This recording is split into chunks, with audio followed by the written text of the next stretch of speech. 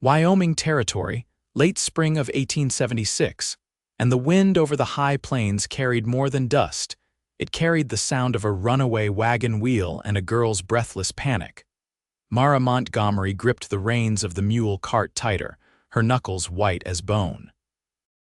The rough trail leading out of her father's ranch house cut through sagebrush and rock, and every bump rattled her teeth. Behind her, that house cold, gray, and filled with nothing resembling love shrunk in the distance. She did not look back. She wore a threadbare shawl, boots with worn soles, and carried nothing but a canvas sack and a bruised heart. Her father had never laid a hand on her, but words could welt the soul worse than fists. At 20, she had known nothing but silence. Orders barked like commands, and a mother too broken to fight for her. When the wheel finally cracked, the cart lurched sideways and the mule brayed in protest. Mara stumbled from the driver's bench and dropped into the dirt, her skirts catching on the splintered frame. She lay there a moment, breathing hard and staring up at the sky, wondering if this was how freedom ended face first in dry earth. That was when the hoofbeats came. She sat up, heart hammering, and scrambled to her feet as a lone rider crested the ridge. He wore a wide-brimmed hat low over his brow, a tan duster flapping gently behind him. His horse slowed as it approached, and the man swung down in one smooth motion. "You all right, miss?" he asked, voice low, gentle. Not slow, not unsure, just soft, like he had learned to speak so people would not startle. Mara tried to straighten her spine, tried not to show the way her hands trembled. "The wheel snapped," she said. I do not know what to do now." He looked at the broken cart, then at her. She expected judgment, questions. Instead, he made a small sound in his throat and offered his hand. "My name is Malden Crowder," he said. "I got a little place just down the trail, about 2 miles. You can come rest, get some water, let the mule settle. You look like you have been riding a while." Mara stared at that outstretched hand. It was calloused, steady, not demanding, not insistent. She took it. He helped her onto his horse, then led it by the reins while she sat behind the saddle. Mara had never been this close to a man before, not like this, and he made no move that was not careful, respectful. The quiet between them was not heavy, just peaceful. His homestead sat at the mouth of a wide valley, tucked between scrub pine and a shallow creek. A single-room cabin, a small corral, and a lean-to for tools. Everything neat, simple. He tied the mule and horse, then opened the cabin door and stepped aside. "You can sit. I will fetch water." Mara hesitated in the doorway. The room smelled of cedar and coffee. A cot stood against one wall, a table with 2 chairs near the stove. There were books on a shelf. She stepped inside. When Malden returned, he handed her a tin cup. "You can rest here a while," he said. "No one will bother you. I will fix the cart tomorrow if that is all right." Mara nodded, throat too tight to speak. She sat at the table, hands wrapped around the warm cup. Malden moved slowly around the cabin, not hovering, just present, letting her breathe. That night she slept on his cot. He laid out a bedroll near the fire, not once looking at her in a way that made her feel small or watched. In the dark, she turned toward the window and whispered, "Thank you." He did not answer right away. Then she heard his voice, low and steady. "You do not owe me a thing." The next morning, Malden crouched by the broken cart, tools laid out on a canvas square. Mara knelt nearby, holding a bolt steady as he worked. "You always live like this?" she asked, glancing toward the cabin. He wiped sweat from his brow. "Quiet suits me."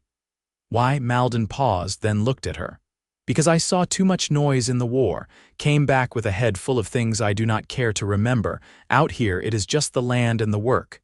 She watched him, the way he moved with purpose but never rushed, never harsh. "You do not talk like most men," he smiled. Not big, just a flicker in his eyes. "That a bad thing?" "No," she said softly.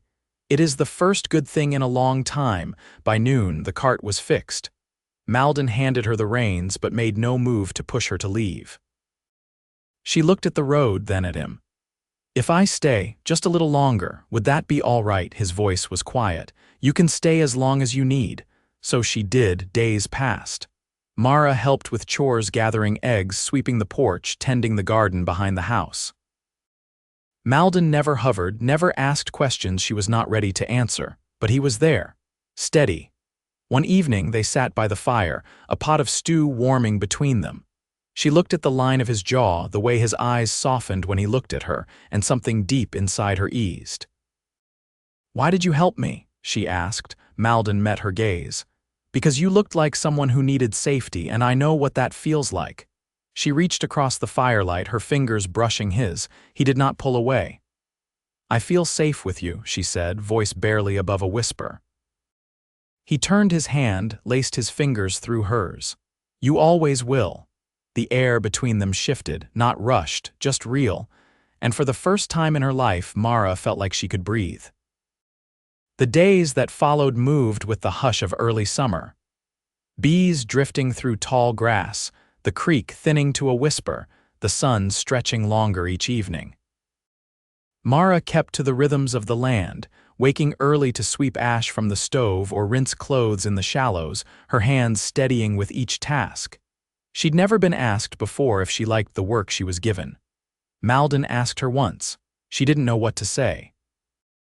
One afternoon, she crouched by the garden rows, pressing pea shoots into damp soil.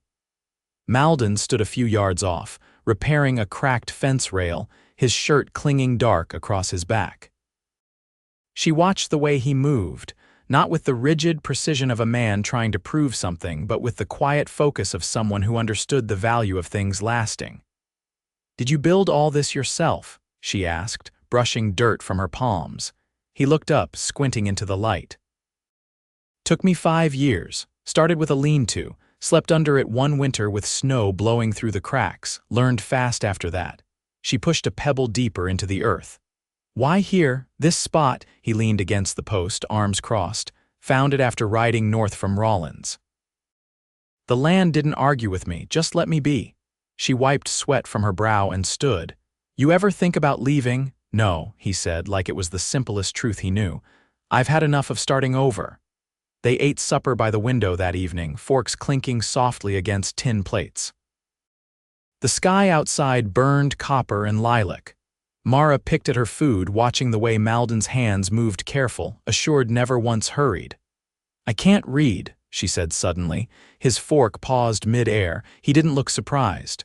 "Would you like to?" She nodded. "I got a primer book in the chest," he said. "We can start tomorrow, you'll pick it up quick." She glanced at the shelf behind him. "Did someone teach you?" "My mother," he said. "Before the war. She had more books than dresses. Used to say words kept her company better than people did." Mara smiled faintly. "I think I'd have liked her." Malden didn't speak for a moment, just watched her. "I think you would have." That night, as the fire dimmed to coals, she sat on the floor with her arms wrapped around her knees. Malden sat behind her, sharpening a blade with slow, even strokes. The steady rasp of the whetstone filled the room. "Do you ever have trouble sleeping?" she asked. He looked up. "Used to, some nights still do." She twisted a thread loose from her sleeve. "I hear things sometimes." "My father's voice, even when it's quiet." His jaw tightened just barely, but his voice stayed even.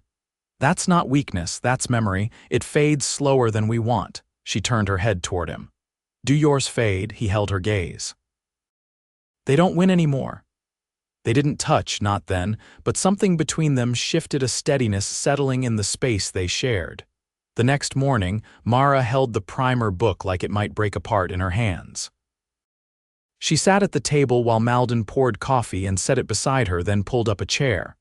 "Let's start with your name," he said. She traced the letters with her fingertip. "Emma R.A. Good," he said. "Now mine." She shaped the sounds on her tongue. "Emma Lden." He nodded once. "That's all there is to it." By midweek, she was sounding out simple sentences. He never corrected her sharply, only waited until she tried again. Each success brought a flicker of surprise to her face, then something softer, pride she didn't yet know how to claim. One afternoon, as they shelled beans on the porch, a gray cloud bank gathered low in the west. Mara tilted her head toward it. "Do storms come heavy here?" "Sometimes," he said. "But they pass." She pulled another string from a pod. You always talk like that, like the answer's already settled. He gave a small shrug. Most things are if you wait long enough. She looked at him sideways. You think that's true for people too? He didn't answer right away. Then he said, I think some folks take longer finding where they belong. Doesn't mean they won't. They sat quietly, thunder murmuring in the distance. As the first drops tapped against the roof, Malden stood and held out his hand. Come on, he said. We'll finish inside. She took it without hesitation. That night, with the wind curling around the cabin and the fire casting soft light across the floorboards, Mara stood at the window watching the trees bend. Malden stepped beside her, his shoulder brushing hers. Storm's not so bad, she said. No, he replied. Not when you've got shelter. She turned to him. I never expected to feel safe again. He met her eyes. You are, and not just because of the roof. She didn't pull her gaze away. I know. And in that quiet, she leaned into him, resting her cheek against his chest. He wrapped an arm around her, no urgency in it, only care. The storm moved on toward the mountains, and they stayed just like that, listening to the silence it left behind. The sound of hammers was different when it wasn't forced. Mara noticed that first. It wasn't angry or hurried. It was rhythm. Malden was mending the side shed, and she stood nearby feeding a cracked board to the fire pit, the smoke curling mild into the midday air. I could sand that smooth, Mara said, eyeing the rough plank in his hands. He glanced at her, one brow raised. Ain't worried about looks. Just wanted to hold. She stepped closer anyway. Still, might feel better to lean against if it's not full of splinters. He held it out without argument, and she took it, dragging the sandstone block in long, steady strokes. The silence between them had begun to feel like its own kind of conversation, one that filled itself with small offerings instead of noise. After a while, she asked, What do you do when winter hits? Malden paused with a nail half driven. Stack wood high, salt meat. Stitch blankets if I've torn any, stay close to the fire. And the rest of the time, he hammered the nail in, then set the hammer down. Fix what breaks, trade pelts in town, read when the light's long enough. She dusted grit from her palms. I've never had a season that didn't feel the same as the one before it. He tilted his head, considering her. You ever seen snow fall without wind? No. It's worth waiting for. That evening, the wind tugged at the chimney smoke, and the air held a chill that hinted at changes not yet visible. Mara stood at the stove, stirring corn mush as Malden patched a tear in his boot heel by the fire. I used to think I'd never leave that house, she said. Even when I hated it, I thought it was the only place I'd ever be. His stitching paused. What made you go? She kept her eyes on the pot. I found my mother's old scarf under the floorboard. The one she used to wear before she stopped looking people in the eye. I held it and thought. She stayed, and it swallowed her. If I stay, it'll swallow me too. Malden didn't press her for more. She ladled the mush into 2 bowls and brought them to the table. As they ate, she said, You ever wish you hadn't come back from the war? He didn't answer right away. Then he set his spoon down and said, I used to.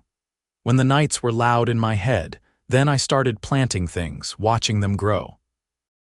That made it harder to wish I wasn't here. Mara reached across the table and touched the back of his hand. You brought something to life in me too. He turned his palm up, letting her fingers settle into his. You belong to yourself now, Mara. That's what matters. The next morning they walked the ridge above the creek, wild currant bushes brushing their boots. She picked a stem and tasted one of the berries, tart on her tongue. You always walk the same trail? She asked. Mostly, he said. But sometimes I follow the deer paths. They know the land better than I do. She looked out over the valley. You think there's a place for me here? I don't think the land asks who you were before, he said. It just asks what you're willing to give it. They walked a while without speaking, the sun warm on their shoulders. At the edge of a rock shelf, he stopped and pointed. See that bend in the creek? That's where the elk come down in the fall. If you're quiet, you can watch them drink. She followed his gaze, then looked at him. You've seen a lot out here, but you still talk like it's all new. He met her eyes. Because it is, every time. That night they sat on the porch steps while dusk settled around them, the last of the light stretched thin across the fields. Mara leaned her head against his shoulder, her breath slow and even. "Malden," she said, voice low, "if I never left. If I stayed through winter and spring after that, would that be all right with you?" His arm came around her, steady as always. "It would be more than all right." She closed her eyes and let herself believe that. For the first time, the future didn't feel like something she had to outrun. It felt like something she could walk toward, one quiet day at a time, with someone who knew how to listen to silence and answer it with care. The first frost came silent, laying its thin silver breath across the field behind the cabin. Mara saw it before dawn, how it clung to fence rails and caught the edges of the last yellowing leaves. She stood with her shawl drawn close, breath rising in faint clouds, and watched the mule paw gently at the earth, unsure of the bite in the air. Inside, Malden was setting kindling, the old kettle already beginning to hum. He didn't speak as she stepped in. He only poured her a tin cup of chicory and nudged it across the table. She wrapped her hands around it, warming her fingers. "I've never seen frost like that," she said, her voice still quiet from sleep. He glanced at the window. "It's the kind that sets the rhythm. Ground hardens, animals shift. You'll notice how birds go quiet." She took a sip. "I don't know how to ready for winter." "You'll learn," he said. "You've got time and I've got hands to spare." She studied him, the way he leaned back in the chair with ease but not idleness. "You ever think about that, sharing work with someone?" He met her eyes. "Some folks chase after company. I waited. Figured if it came, it'd be because it was meant to last." She didn't look away. "And now," he set his cup down, the metal soft against wood, "now I know what it feels like when waiting ends." They let that sit between them. Then she reached into the basket beside the stove and pulled out the wool she'd begun carding the day before. Malden had found it at a trader's post on his last trip into town, coarse, but clean. She spread the clumps over her lap and began teasing them apart with the wooden combs. "I watched my mother do this once," she said, "but she never finished the yarn. She always set it aside." Malden didn't ask why, and she was grateful. "I want to make something that holds," she went on, "even if it's just a scarf." He nodded slowly. "If you spin it, I'll wear it." She smiled but didn't lift her eyes. "You'd wear something crooked, would you? If it came from your hands, it'd be straight enough for me." The next few days fell into a rhythm shaped by cold. They stacked firewood in the lean-to, covered the windows with oilcloth, and packed the root cellar with burlap sacks of potatoes and cabbages. Mara's fingers grew rougher with every chore, but she didn't mind. The soreness felt honest. She learned to trap heat in the cabin, how to bank the coals under ashes, and how to dry kindling near the stove without warping it. Malden taught her these things without condescension, letting her grow into the knowledge instead of handing it over all at once. One afternoon, as she stitched a patch onto one of his shirts, she asked, "Why don't you ride into town more often?" He didn't glance up from the rope he was splicing. "Town's loud, and folks there look at quiet men like they're broken." She tied off the thread. "I've never thought of you as broken." His gaze landed on her then, steady and unguarded. "You see things clear, Mara, you always have." She set the shirt aside. "You ever miss being around people?" "Not until lately." That night, a wind came down off the hills, dry and sharp-edged.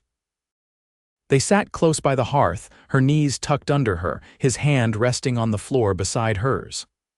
"I used to think love looked like loud gestures," she said, watching the flames. "Big words, promises shouted to the sky." "What changed your mind?" he asked. She shifted slightly, letting her shoulder brush his. "You did." He turned to look at her, and in the hush that followed, she leaned in. There was no rush to it, just warmth, slow and certain when her lips met his. He touched her cheek, not to pull her closer, but as though anchoring himself to the moment. When they pulled apart, she stayed close, her forehead resting against his. "I don't want to leave in spring." "You don't have to," he said. "I want to stay," she whispered. "Not just through winter. I want to build a life here, with you." His breath stirred her hair. "Then we'll make it ours." And just like that, the wind outside didn't matter anymore. They had found each other in a world that asked for endurance above all else, and they had endured, together. By late November, the creek had slowed to a hush beneath a skin of soft ice, and the last of the geese had flown overhead days earlier. Mara had grown used to the cold, its honest touch, the way it asked for attention but not fear. She carried herself with the ease of someone who understood her place now, not as a guest passing through, but as someone who had put her roots down, slow and deep.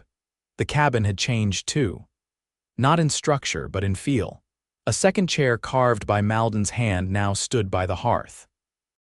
A tin box of dried rose hips she'd foraged sat beside the jars of beans and cornmeal. The walls held the quiet imprint of shared laughter and long silences that no longer needed filling. One afternoon, she was kneading dough at the table, sleeves rolled past her elbows, when Malden came in from tending the trapline, shoulders dusted with snow. He hung his coat by the door and stepped out of his boots, nodding toward the hearth where she'd already laid out a steaming mug of broth. "You always know when I'll be back," he said, easing into the chair. "I listen for the jays," she replied. "They go quiet just before you come over the hill." He watched her hands work the dough. "You always see the things others miss." She glanced up. "I used to think that made me strange. I think it's what made you survive." He stood and moved to her side, resting a hand on the table near hers, not touching, just there. "You've made this place more than it was, Mara." She pressed her thumbs into the dough's center. "So have you." That night, snow fell heavy, the kind that didn't whisper but settled with weight. They sat by the fire, her spinning wool, him mending the harness where the leather had split.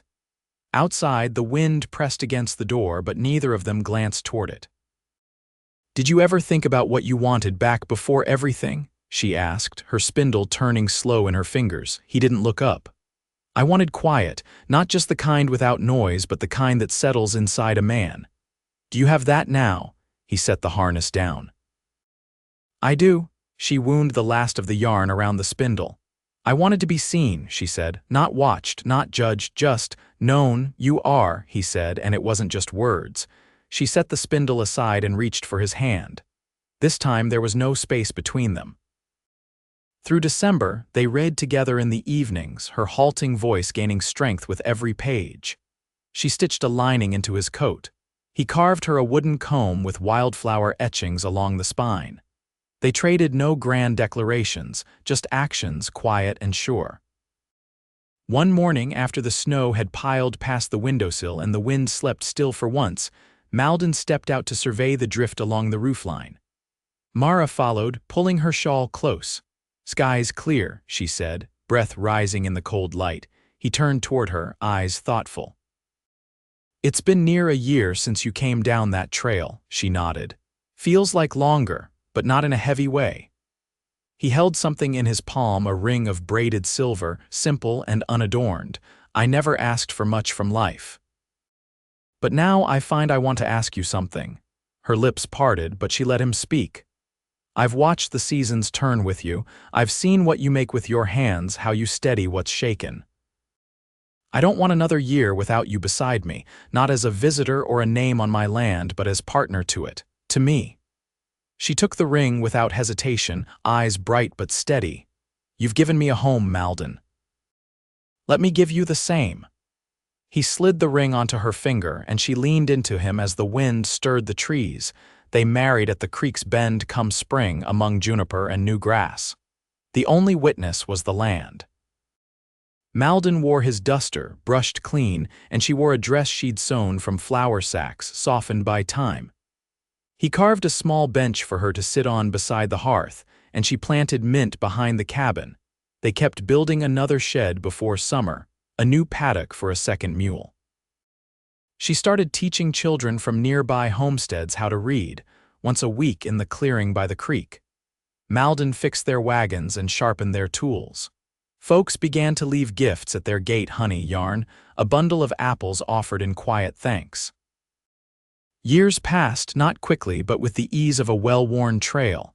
They grew older without noticing, the lines on their faces carved by sun and laughter more than worry. Their hands remained calloused, their days full.